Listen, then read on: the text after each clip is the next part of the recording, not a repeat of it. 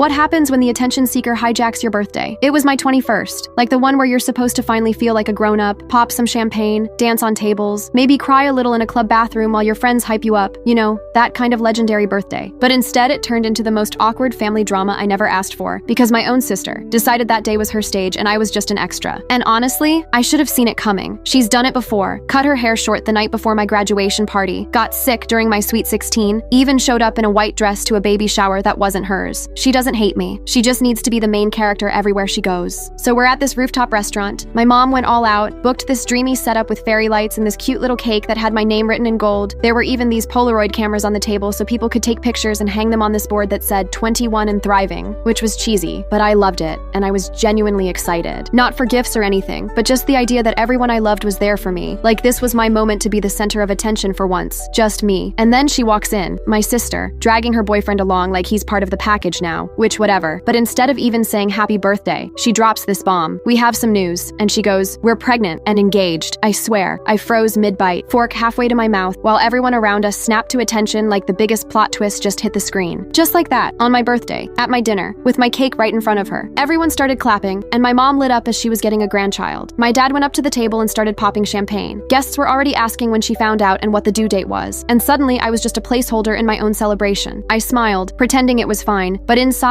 I was boiling. Not because of the engagement, I mean good for her, but because this was the one day I didn't want to be compared, overshadowed, or quietly erased while she soaked up the spotlight like a vacuum. And you know what the final straw was? When the waiter brought the cake out, my cake, and she tried to cut it with me. One hand on the knife, smiling all cute, saying, let's do it together like old times. And I couldn't. I put the knife down. I looked at her, and then I looked at everyone else who didn't even notice I hadn't said a word in 10 minutes. So I stood up, picked up my bag, and said, you all enjoy the engagement party, and walked straight out. They thought I was joking. My mom laughed until she realized I wasn't coming back. I didn't go home that night. I booked a hotel, ordered room service, and ate an entire chocolate lava cake in bed while my phone kept buzzing. Calls, messages, texts saying they missed me. But I knew better. No fake claps, no fake smiles, just silence. And for once, it was peace on my own damn birthday. The next morning, she texted saying I overreacted, that I should be happy for her, that it wasn't a competition. And I told her, exactly, it's not a competition to me, but for you, it's always been. She didn't get it. Maybe she never will. But a week later, all the pregnancy talk disappeared. No follow-ups, no doctor visits, not even a mention. She was out partying, drinking, living like nothing had changed. Turns out pregnancy was never real, just a story she made up to steal the spotlight again. She staged her big moment and ended up unraveling in front of everyone. Once the truth came out, people started talking, asking my parents weird questions. She hid at home for weeks and didn't even go to her office. Her boyfriend broke up with her. She wanted all eyes on her